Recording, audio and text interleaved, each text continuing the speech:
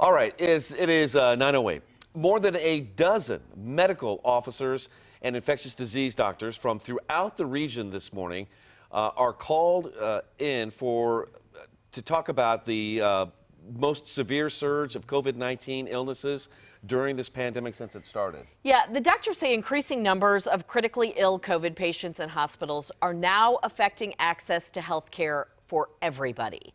Fox 4's John Pepitone is live outside KU Hospital to explain the actions doctors are calling for. John, bring us up to date here.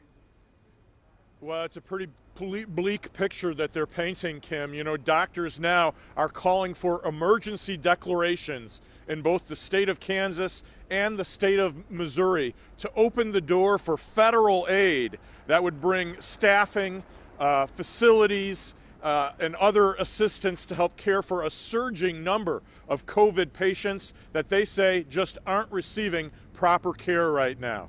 18 chief medical officers and infectious disease doctors from throughout the region say they're fighting to overcome the perception that the Omicron variant is no big deal. The doctors say there's been a 5-fold increase in the number of patients who are dying in the emergency room while awaiting transfer to a hospital that has an available bed to treat them. KU Hospital here in KCK has recorded 690 COVID deaths since the pandemic started, including one last night. There's a 3-hour wait at the emergency room at Advent Shawnee Mission Hospital. Another big concern, a rising number of hospital staff is out sick, reducing the healthcare system's ability to care for this growing number of patients. 740 workers here at KU Hospital are out today sick alone.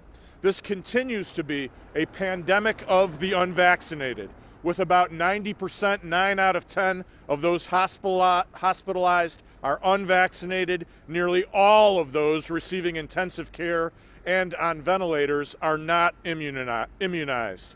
There also has been a huge surge, as we've been talking about, in the demand for testing.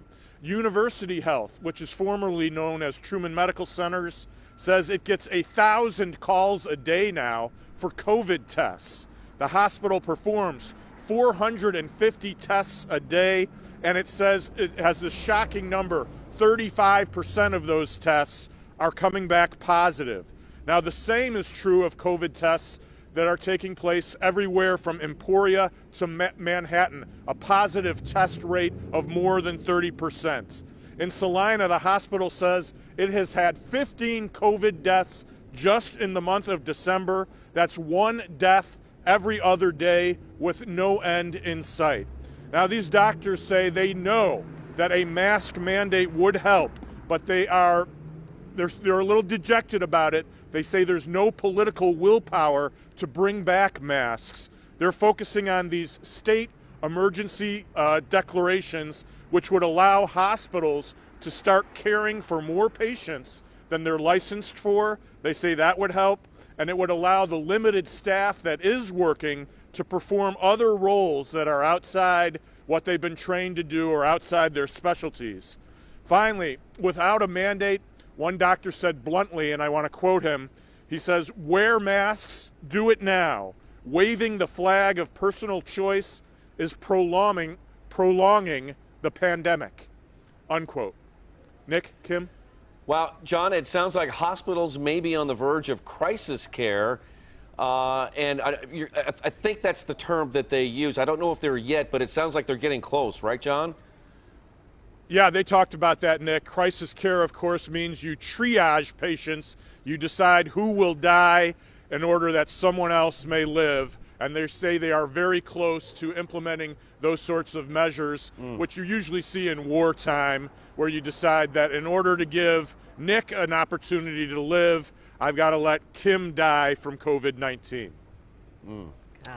Boy, that's a stark description there from our John Pepitone reporting live near KU Hospital. John, thank you so much. We'll check back.